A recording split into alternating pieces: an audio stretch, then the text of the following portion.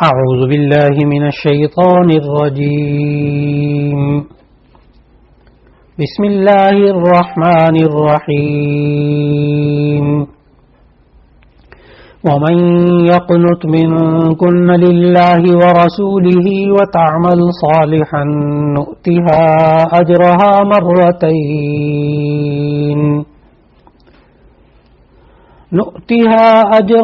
مرتين وأعتدنا لها رزقا كريما صدق الله العظيم۔ اللہ رب العزت کی توفیق سے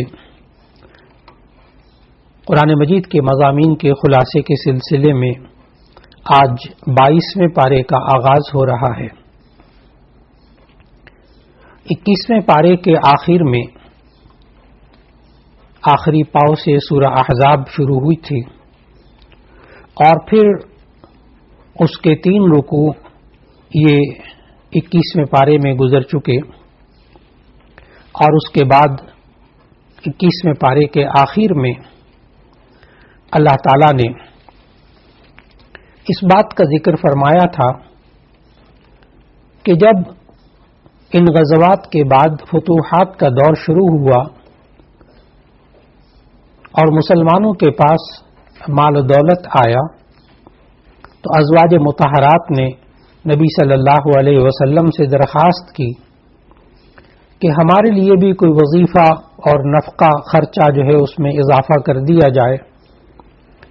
اس پر اللہ تعالیٰ نے یہ ارشاد فرمایا کہ یہ خواتین یہ ازواج مطہرات یا تو وہ خوشحالی کی زندگی گزارنے کے لیے اور یہ مال و دولت لے لیں اور اس کے بعد جدائی کا راستہ اختیار کر لیں، اور یا یہ کہ ان حالات کے ساتھ صبر کر کے قناعت کر کے گزر بسر کریں اور اپنی نظر آخرت پر کریں، تو ایسی صورت میں اللہ تعالیٰ ان کو اجر عظیم عطا فرمائے گا۔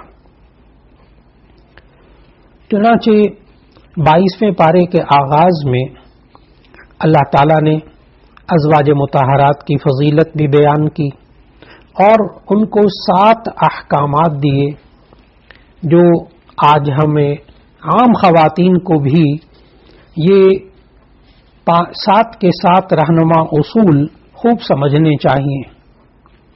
اللہ تعالیٰ نے 22ویں پارے کے شروع میں ازواج مطہرات کو ایک حکم تو یہ دیا کہ دیکھو مردوں کے ساتھ بات کرتے ہوئے نرم لہجہ مت اختیار کرنا، فلا تخضعن بالقول فیطمع الذی فی قلبہ مرض وقلن قولا معروفا، تم مردوں سے بات کرتے ہوئے نرم لہجہ مت اختیار کرنا، ایسا نہ ہو کہ مردوں کے دل میں کوئی بیماری پیدا ہو جائے، لہذا تم دستور کے مطابق بات کیا کرو۔ اور دوسرا ادب یہ سکھایا ازواج مطہرات کو جو عام مؤمنین کے لیے بھی کہ وہ بلا ضرورت گھر سے باہر نہ نکلے، کیونکہ مسلمان عورت کا اصل اور محفوظ ٹھکانہ گھر ہے۔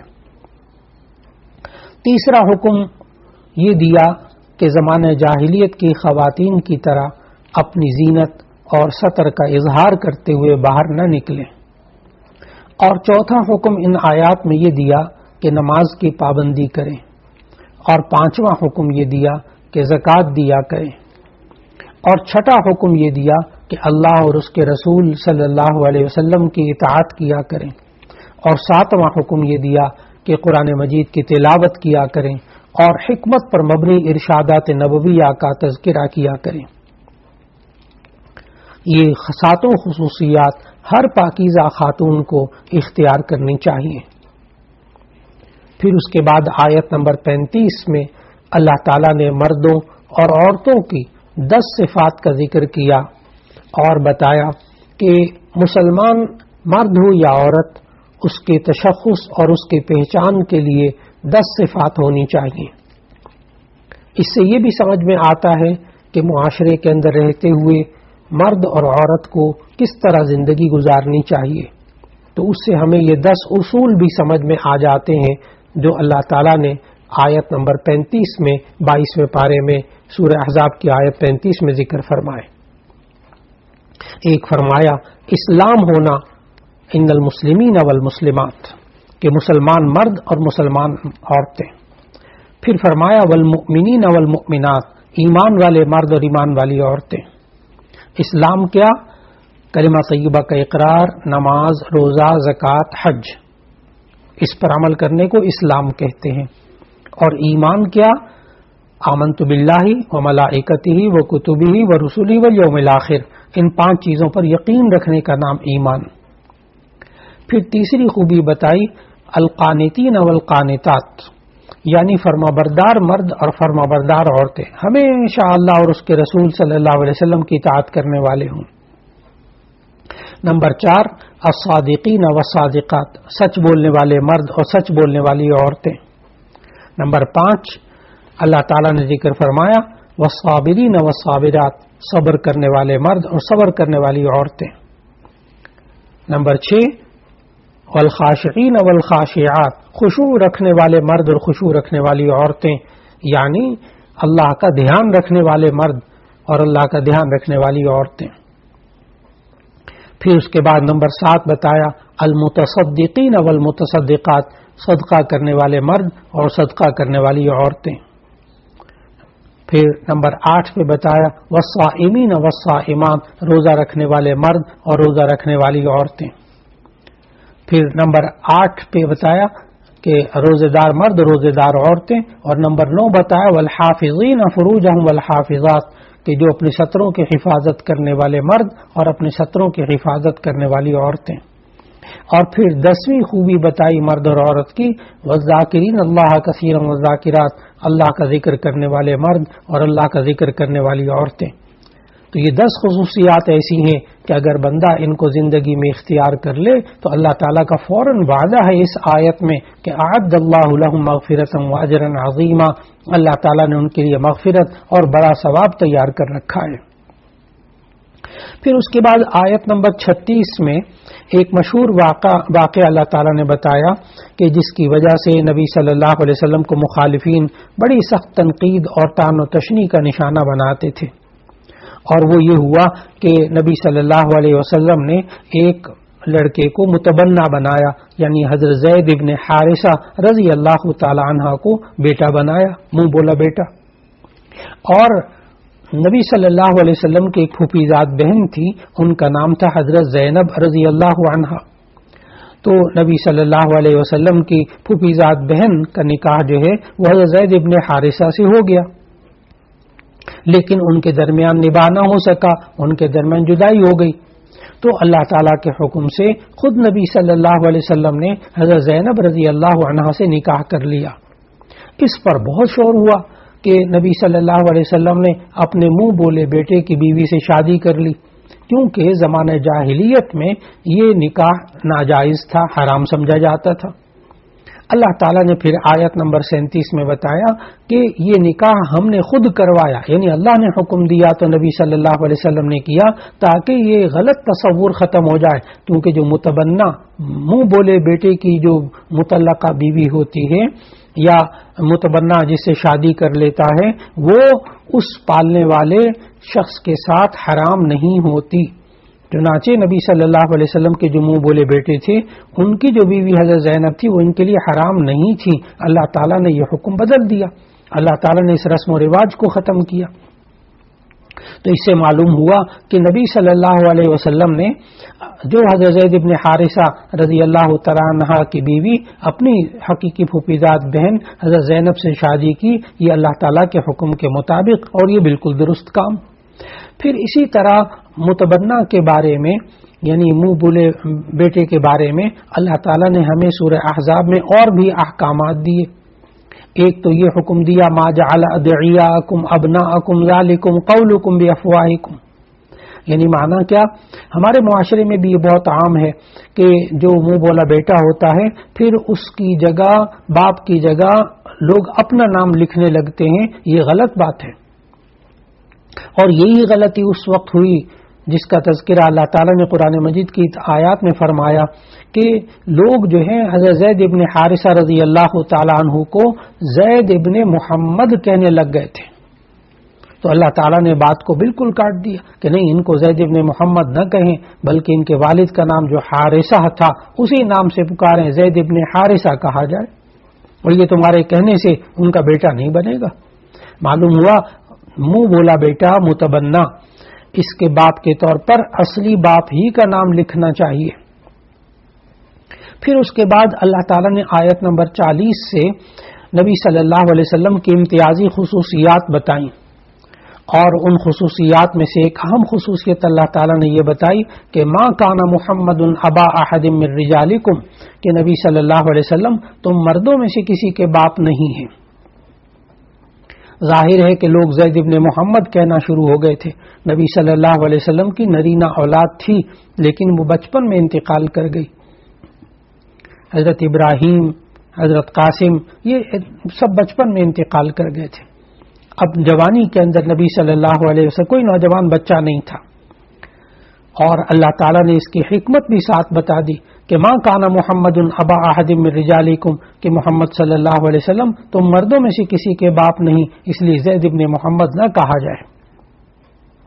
اور حکمت کیا تھی کہ جس طرح پہلے ہوتا تھا کہ جب باپ اگر نبی ہے تو آگے بیٹا بھی شاید نبی ہو جائے، تو اللہ تعالیٰ نے نبی صلی اللہ علیہ وسلم کے آگے نرینہ اولاد رکھی نہیں، اور فوراً آیت میں فرمایا وَلَٰكِن رسول اللہ وخاتم النبیین۔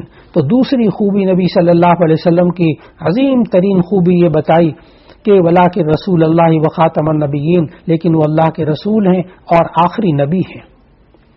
یہ عقیدہ ختم نبوت، یہ ہمارے ایمان کا حصہ ہے، اسی آیت کی وجہ سے کہ سورہ احزاب کی آیت نمبر 40 میں اللہ تعالیٰ نے بتایا کہ حضرت محمد مصطفیٰ صلی اللہ علیہ وسلم اللہ تعالیٰ کے آخری نبی ہیں۔ دو خوبیاں ہو گئی۔ تیسری خوبی اللہ تعالیٰ نے آیت نمبر 45 میں تین خوبیاں اکٹھی ذکر کی۔ یا ایھا النبی انا ارسلناک شاہدا ومبشرا ونذیرا۔ تو تیسری خوبی شاہدن، نبی صلی اللہ علیہ وسلم کو گواہ بنا کر بھیجا۔ نبی صلی اللہ علیہ وسلم کی اس گواہی کا تذکرہ اور جگہوں میں قرآن مجید میں موجود ہے کہ کس طرح نبی صلی اللہ علیہ وسلم کو ساری امت پر گواہ بنا کر بھیجا جائے گا۔ وَجِئْنَا بِكَ عَلَىٰ هَٰؤُلَاءِ شَهِيدًا، جیسے سورہ نساء کے اندر اللہ تعالیٰ نے فرمایا کہ آپ کو ان سب پر گواہ بنا کر لایا جائے گا قیامت کے دن۔ اور چوتھی خوبی ان آیات میں نبی صلی اللہ علیہ وسلم کے امتیازی وصف بتایا گیا، وہ مبشرن، خوشخبری دینے والا۔ نبی صلی اللہ علیہ وسلم خوشخبری دینے والے بنا کر بھیجے گئے۔ اور پانچویں خوبی وَنَذِيرًا، اور ڈرانے والے۔ ایک ڈرانا ہوتا ہے صرف دہشت کا خوف، ڈر، اس سے ترجمہ پورا نہیں ہوتا۔ مفسرین نے لکھا کہ نذیرہ کا معنی ڈرانے والا، اس کا مفہوم تب پورا ہوگا جب یوں بات کہی جائے کہ برے انجام سے آگاہ کرنے والا، برے انجام سے ڈرانے والا، کہ دیکھو اگر یہ کام نہیں کرو گے اور اس طرح تم اللہ کی اطاعت نہیں کرو گے تو ایسی صورت میں تم جہنم میں جاؤ گے۔ یہ نذیرن کا مفہوم ہے۔ پھر اس کے بعد اگلی آیت نمبر 46 میں اللہ تعالیٰ نے چھٹی خوبی بتائی وداعیا الی اللہ، کہ اللہ کی طرف دعوت دینے والا بنا کر نبی صلی اللہ علیہ وسلم کو بھیجا۔ اور ساتویں خوبی یہ بتائی سراجا منیرا، روشن چراغ بنا کر بھیجا کہ اس روشنی کی وجہ سے ساری گمراہی کے اندھیرے ختم ہو گئے۔ اس کے بعد آیت نمبر 50 میں اللہ تعالیٰ نے نبی صلی اللہ علیہ وسلم کو جو زیادہ نکاح کرنے کی اجازت دی اس کا تذکرہ موجود ہے کہ نبی صلی اللہ علیہ وسلم کو اللہ تعالیٰ نے فرمایا یا ایھا النبی انا احللنا لک ازواجک اللاتی آتیت اجورہن۔ اس آیت سے اللہ تعالیٰ نے نبی صلی اللہ علیہ وسلم کو زیادہ بیویاں کرنے کی اجازت عطا فرمائی۔ یہاں سے بھی نبی صلی اللہ علیہ وسلم کے اوپر جو اس وقت زیادہ شادیاں کرنے کی وجہ سے لوگ اعتراضات کرتے تھے، اس پر اللہ تعالیٰ نے یہ احکامات دیے۔ نبی صلی اللہ علیہ وسلم کی زیادہ شادیوں کے بارے میں ذہن میں رکھنا چاہیے کہ بیک وقت نبی صلی اللہ علیہ وسلم کی 9 بیویاں رہیں بیک وقت، لیکن کل جو ازواج مطہرات تھیں وہ 11 تھیں، اور یہ سب اللہ تعالیٰ کے اسی حکم اور اسی اجازت کی وجہ سے جو کہ سورہ احزاب کی آیت نمبر 50 کے اندر اجازت موجود ہے، اس اجازت کی وجہ سے نبی صلی اللہ علیہ وسلم نے اتنی شادیاں کی۔ اور پھر اس کے بعد اللہ تعالیٰ نے ہمیں اس سورہ احزاب کے اندر جو آیت نمبر 53 سے آیت نمبر 55 تک کچھ آداب بتائے جو کہ زمانہ جاہلیت میں ان لوگوں کے وہ لوگ اس سے ناآشنا تھے. آیت نمبر 53 سے آیت نمبر 55 تک 3 آداب اللہ تعالیٰ نے بتائے جو کہ خطاب تو نبی صلی اللہ علیہ وسلم کو ہے لیکن مراد اس سے عام ہے. عام لوگوں کو بھی اس بات کا خیال کرنا چاہیے. ایک ادب تو یہ بتایا ان آیات میں کہ کسی کے گھر میں اجازت لیے بغیر داخل نہ ہوا کرو، اور دوسرا ادب یہ بتایا کہ اگر کھانے کی دعوت میں تمہیں بلایا جائے تو کھانے سے فارغ ہو کر اٹھ جایا کرو، باتوں میں مشغول ہو کر صاحب خانہ کا وقت مت ضائع کیا کرو. اور تیسرا جو ہے وہ یہ فرمایا کہ غیر محرم خواتین سے کوئی چیز مانگنے کی ضرورت آئے تو پس پردہ مانگا کرو، بلا حجاب ان کے سامنے نہ آیا کرو. پھر اس کے بعد بتایا ان آیات میں کہ البتہ اپنے محارم کے سامنے عورت کو بے پردہ آنے کی اجازت ہے، کہ جو محرم ہوتا ہے اس سے پردہ نہیں ہوتا. پھر اس کے بعد آیت نمبر 56 میں اللہ تعالیٰ نے ازواج مطہرات کی فضیلت بیان کرنے کے بعد، نبی صلی اللہ علیہ وسلم کے اوصاف امتیازی بیان کرنے کے بعد ایک اہم ترین نبی صلی اللہ علیہ وسلم کا وصف بیان فرمایا. اور اللہ تعالیٰ نے آیت نمبر 56 میں فرمایا ان اللہ وملائکتہ یصلون علی النبی یا ایھا الذین آمنوا صلوا علیہ وسلموا تسلیما، کہ بے شک اللہ تعالیٰ اور فرشتے نبی صلی اللہ علیہ وسلم پر درود بھیجتے ہیں، اے ایمان والو تم بھی نبی صلی اللہ علیہ وسلم پر درود و سلام بھیجو. لہذا ہم جب صلی اللہ علیہ وسلم کہتے ہیں تو اللہ تعالیٰ کے اس حکم پر عمل کرتے ہیں کہ اللہ تعالیٰ ان پر رحمت نازل فرمائے اور سلامتی نازل فرمائے. پھر اس کے بعد نبی صلی اللہ علیہ وسلم کا یہ مقام بیان کرنے کے بعد آیت نمبر 57 سے اللہ تعالیٰ نے ارشاد فرمایا جس میں نبی صلی اللہ علیہ وسلم کی ناموس اور عزت کی حفاظت کا حکم دیا کہ کس طرح ہمیں اللہ تعالیٰ کے نبی رسول صلی اللہ علیہ وسلم کی عفت اور عصمت کے ساتھ ساتھ نبی صلی اللہ علیہ وسلم کی ناموس رسالت اس پر بھی ایمان رکھنا اور اس کے مطابق اپنی زندگی گزارنا نہایت ضروری ہے. آیت نمبر 57 میں اللہ تعالیٰ نے فرمایا ان الذین یؤذون اللہ ورسولہ لعنہم اللہ فی الدنیا والآخرہ واعد لهم عذابا مہینا، کہ وہ لوگ جو اللہ اور اس کے رسول کو اذیت پہنچاتے ہیں اللہ تعالیٰ دنیا میں بھی ان پر لعنت فرماتا ہے اور آخرت میں بھی، اور ان کے لیے اللہ تعالیٰ نے ذلت آمیز عذاب تیار کر رکھا ہے. یہ وہی آیت ہے کہ جس سے تحفظ ناموس رسالت کا قانون سامنے آیا. پھر اس کے بعد آیت نمبر 59 میں اللہ تعالیٰ نے امہات المؤمنین پر حجاب کی فرضیت کا حکم نازل کیا، اور یہ حکم عام خواتین کے لیے بھی ہے. پہلے امہات المؤمنین پر حجاب کی فرضیت کا حکم نازل ہوا تھا، پھر عام طور پر اب ہر مسلمان خاتون پر پردہ لازم ہے. اور حجاب کی ان شرعی شرائط کو ذہن میں رکھنا چاہیے کہ حجاب ایسا ہو کہ پورے بدن کو چھپا لے، اور اس کے ساتھ ساتھ اتنا باریک کپڑا نہ ہو کہ جس سے جسم نظر آئے، اور اس ایسی صورت میں جو اور آداب نبی صلی اللہ علیہ وسلم نے بتائے پردے کے ان کو بھی اختیار کرنا لازم ہوتا ہے. پھر آیت نمبر 70 اور 71 میں اللہ تعالیٰ نے ہمیں سمجھایا یا ایھا الذین آمنوا اتقوا اللہ وقولوا قولا سدیدا، اے ایمان والو اللہ سے ڈرو اور درست بات کہو. درست بات کون سی؟ قول سدید، سیدھی بات. درست بات وہ ہوتی ہے کہ جس میں اللہ تعالیٰ نے زبان کے جتنے عیب بتائے ہیں ان میں سے کوئی عیب اگر نہ ہو تو وہ قول سدید کہلاتا ہے. اس میں جھوٹ نہ ہو اس بول کے اندر، اس میں غیبت نہ ہو، اس میں بہتان تراشی نہ ہو، اس میں چغل خوری نہ ہو، اس میں دوسروں کا مذاق اڑانا نہ ہو، اس میں دھوکہ دینا نہ ہو، اور اس کے اندر ایذاء مسلم نہ ہو، دوسروں کو تکلیف دینا تحقیر کرنا مقصود نہ ہو، تو وہ قول سدید کہلاتا ہے. لہذا جب انسان اپنے بول کو درست کر لے تو اللہ تعالیٰ نے سورہ احزاب کی آیت 70 میں فرمایا کہ تم اپنے بول کو درست کر لو، یصلح لکم اعمالکم، وہ اللہ تمہارے سارے کام درست کر دے گا.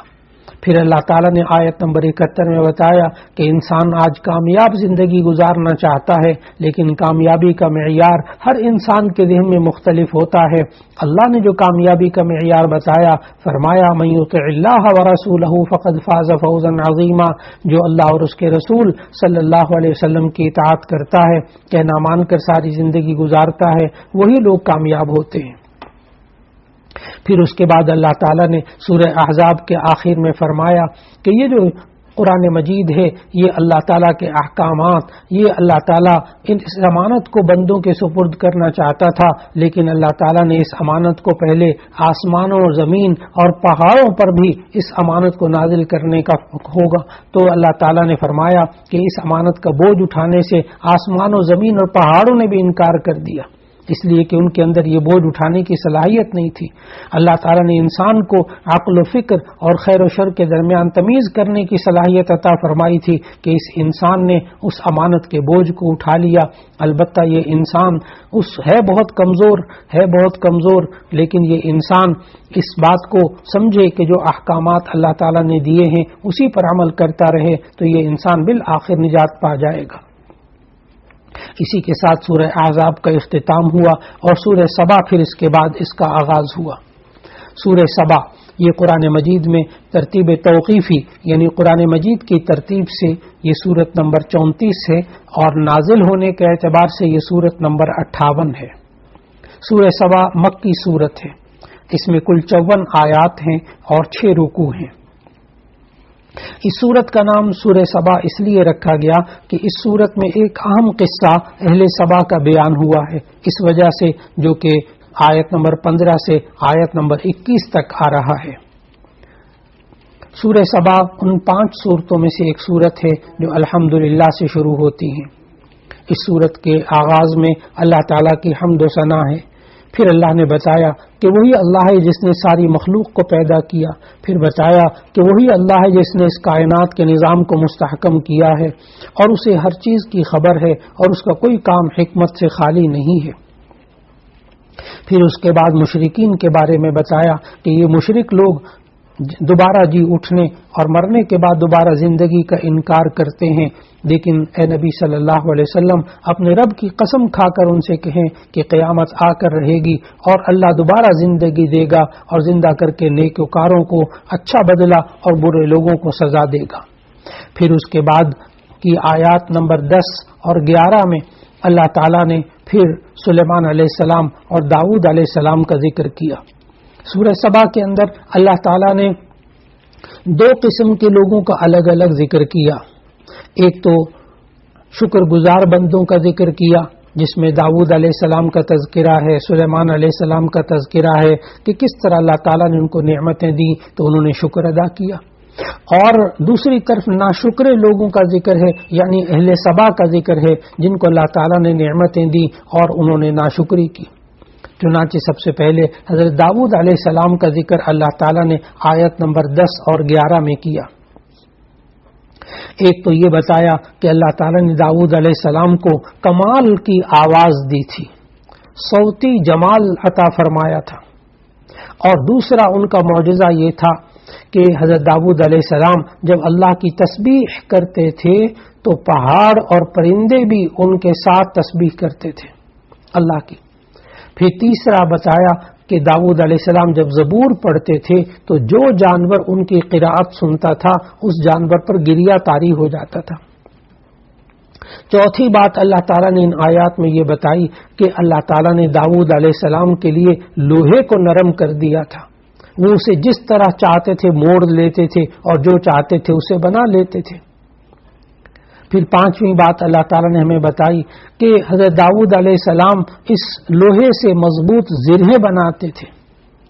معلوم ہوا لوہے کا کام کرنا یہ حضرت داؤد علیہ السلام کی سنت تھی، اور کس طرح انہوں نے اس وقت زرہیں بنانا، زرہ کہتے ہیں جو جنگ کے وقت میں ایک مخصوص لباس بدن کے اوپر پہنا جاتا ہے تاکہ تلوار اور نیزوں کے زخم سے انسان بچ سکے۔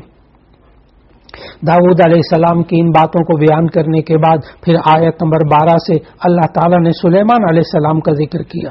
اور فرمایا کہ اللہ تعالیٰ نے جیسے حضرت داؤد علیہ السلام پر خصوصی انعامات کیے تھے اسی طرح حضرت سلیمان علیہ السلام کو بھی خوب نوازا. سلیمان علیہ السلام کو پہلی خوبی اور پہلا معجزہ تو یہ دیا گیا کہ انہیں اللہ تعالیٰ نے پرندوں کی زبان سکھائی تھی. وہ پرندوں کی زبان سمجھ لیتے تھے، پرندے ان کی زبان سمجھ لیتے تھے. اور پھر اس کے بعد دوسری چیز اللہ تعالیٰ نے ان کو یہ عطا فرمائی کہ تانبا بہتے ہوئے چشمے کی شکل اختیار کر دیتا اور اس سے جو چاہتے تھے وہ آسانی سے بنا لیتے تھے. اور تیسرا یہ کہ جنات حضرت سلیمان علیہ السلام کے تابع تھے، ان سے آپ تعمیرات اور ایک چیز کو دوسری جگہ منتقل کرنا اس تک کا کام جنات سے لے لیتے تھے، جنات ان کے تابع تھے. چوتھی چیز اللہ تعالیٰ نے ان آیات میں بتائی کہ ان کے لیے ہوا کو بھی مسخر کر دیا تھا، ہوا بھی ان کے حکم کے تابع تھی. اور پانچویں چیز یہ بتائی کہ ایک ہوائی تخت تھا جو 2 ماہ کی مسافت تھوڑے سے وقت میں طے کر لیتا تھا. یہ سب کی سب اللہ تعالیٰ نے عقل کو حیران کر دینے والی نعمتیں حضرت سلیمان علیہ السلام کو اللہ تعالیٰ نے عطا فرمائیں. لیکن اللہ تعالیٰ نے فرمایا یہ داؤد اور یہ سلیمان علیہ السلام یہ دونوں کے دونوں اللہ تعالیٰ کے ان بندوں میں سے تھے جو شکر کرنے والے تھے، لیکن عام طور پر لوگ بہت کم شکر ادا کرتے ہیں. پھر اس کے بعد آیت نمبر 15 سے اللہ تعالیٰ نے اہل سبا کا قصہ ذکر کیا. سورہ سبا کی آیت نمبر 15 سے اللہ تعالیٰ نے ہمیں بتایا کہ کس طرح اللہ تعالیٰ نے ان کو نعمتیں عطا فرمائی تھیں، کہ اہل سبا پر اتنی نعمتیں اللہ تعالیٰ نے ان آیات میں فرمائی. نمبر 1 اہل سبا کو کشادہ رزق دیا ہوا تھا. نمبر 2 صحت مند آب و ہوا دی ہوئی تھی. نمبر 3 زرخیز زمین دی ہوئی تھی. نمبر 4 پھلدار باغات، اللہ نے خوب پھل دینے والے باغات دیے تھے. اور نمبر 5 یہ طویل مسافت تھی جس کے دونوں طرف باغات تھے، اتنا اللہ تعالیٰ نے ان کو نوازا. نمبر 6 نہ وہاں ان کو گرمی ستاتی تھی نہ دھوپ ستاتی تھی، ایسا عظیم سایہ اللہ نے دیا ہوا تھا. نمبر 7 ان لوگوں کو بھوک بھی پریشان نہیں کرتی تھی، خوب کھانے پینے کو تھا وافر مقدار میں، اتنے وہ مالدار لوگ تھے. اور 8ویں نعمت اللہ نے ایسی بتائی، فرمایا کہ اس قوم کو اللہ نے ایک ایسی صلاحیت دی تھی کہ انہوں نے پانی ذخیرہ کرنے کے لیے ڈیم بنایا ہوا تھا جسے سد معارب کے نام سے یاد کیا جاتا ہے. اللہ تعالیٰ نے بتایا کہ کس طرح یہ اہل سبا، قوم سبا جو تھی وہ کس طرح یمن کے قریب یہ قوم تھی اور اس نے ڈیم بنایا تھا. اور ڈیم بھی کیا کہ وہ پہاڑوں کی طرف سے جو پانی آتا تھا اس کو یہ جمع کر لیتے تھے اور آگے اس کو استعمال کر کے انہوں نے صحرا کو زرخیز بنا دیا تھا. تو یہ گویا کہ ڈیم کے موجد جو تھے سب سے پہلے بنانے والے یہ اہل سبا تھے. اتنی نعمتیں اللہ نے ان کو دی، مالداری ان کے پاس اور ان کے پاس باغات، ان کے پاس خوب نعمتیں ان کے پاس. لیکن اللہ تعالیٰ نے ان آیات میں بتایا کہ انہوں نے نعمتوں کا شکر ادا نہیں کیا، ناشکری کی، اور پھر وہی ہوا کہ اللہ تعالیٰ نے ناشکری کا عذاب ان پر نازل کیا. آیت نمبر 16 کے اندر اللہ تعالیٰ نے پھر اس عذاب کا ذکر کیا کہ کس طرح وہ بند جو تھا ڈیم، اس کی دیواروں کو اللہ نے ہلا دیا تو وہ عذاب کی صورت اختیار کر گیا اور وہ ڈیم ٹوٹ گیا اور اس ڈیم کے پانی نے تباہی مچا دی. اللہ تعالیٰ نے بتایا کہ سارے باغات اور بستیاں خس و خاشاک بن کر بہہ گئیں، جہاں پھل اور پھول تھے وہاں جھاڑ جھنکار کے علاوہ کچھ نہیں بتا، اور اہل سبا کا ذکر صرف داستانوں میں رہ گیا. یہ ان ناشکری کی وجہ سے اللہ تعالیٰ نے ان کو یہاں تک پہنچایا. پھر اس کے بعد آیت نمبر 22 سے 27 تک اللہ تعالیٰ نے مشرکین کے عقائد و نظریات کے عقلی اور نقلی دلائل سے ان کی تردید فرمائی. ایک تو یہ فرمایا کہ اللہ تعالیٰ نے کہا مشرکین سے کہ تم بلاؤ ان معبودان باطلہ کو جنہیں تم اللہ کے سوا حاجت روا اور مشکل کشا سمجھتے تھے، دیکھتے ہیں وہ تمہیں کیا فائدہ پہنچاتے ہیں. پھر اللہ تعالیٰ نے ان آیات میں سوال کیا، بتاؤ تو صحیح تمہیں آسمانوں اور زمین سے کون رزق دیتا ہے؟ یہ بھی سوال اللہ تعالیٰ نے کیا جنہیں تم اللہ کے ساتھ عبادت میں شریک سمجھتے ہو، ذرا انہیں سامنے تو لاؤ تاکہ میں دیکھوں کہ ان کے اندر کون سی ایسی صفت پائی جاتی ہے جس کی وجہ سے تم ان کی عبادت کرتے ہو. پھر اللہ تعالیٰ نے سورہ سبا میں کفار اور مشرکین کی سرکشی اور کفر کی جو بنیادی وجہ تھی وہ ان کی مالداری بتائی کہ ان کے پاس نعمتیں تھیں، مال تھا، اولاد تھی، جس کی وجہ سے وہ سمجھتے تھے کہ ہمارے پاس یہ سب کچھ ہے لیکن ہمیں عذاب نہیں ہوگا۔ اللہ تعالیٰ نے آیت 35 میں سمجھایا کہ یہ لوگ یہ کہتے ہیں ہم مال اور اولاد کے اعتبار سے تم سے زیادہ ہیں، ہمیں عذاب نہیں دیا جائے گا۔ پھر اللہ تعالیٰ نے سمجھایا کہ آخرت کے معاملے کو وہ دنیا میں قیاس کرتے ہیں، جیسے کسی کو پاس دنیا آ جائے، خوشحالی آ جائے، مال و دولت آ جائے، خوب جناب اولاد ہو، بڑا خاندان ہو، تو سمجھتے ہمیں کوئی نقصان نہیں پہنچا سکے گا۔ پھر اللہ تعالیٰ نے آیت 36 میں اس کا جواب دیا ان کو کہ نبی صلی اللہ علیہ وسلم آپ فرما دیجئے، اکثر میرا رب جس کے لیے چاہتا ہے روزی کشادہ کر دیتا ہے اور جس کے لیے چاہتا ہے تنگ کر دیتا ہے، اکثر لوگوں کو تو اس کا پتہ نہیں۔ پھر آیت نمبر 46 میں اللہ تعالیٰ نے فرمایا نبی صلی اللہ علیہ وسلم کے لیے کہ دیکھو یہ صرف اپنے مال کی وجہ سے اور مالداری اور اچھے خاندان کی وجہ سے نبی صلی اللہ علیہ وسلم کا مذاق اڑاتے ہیں، لیکن آیت 46 میں اللہ تعالیٰ نے نبی صلی اللہ علیہ وسلم کو خطاب کر کے فرمایا آپ ان سے فرما دیجئے میں تمہیں ایک بات کی نصیحت کرتا ہوں، تم اللہ کے لیے دو اور اکیلے اکیلے مستعد ہو جاؤ، پھر غور کرو، یعنی تمہارے ساتھی نبی صلی اللہ علیہ وسلم میں کوئی نعوذ باللہ جنون کی کیفیت نہیں ہے، وہ تو تمہیں صرف سخت عذاب سے ڈرانے والے ہیں۔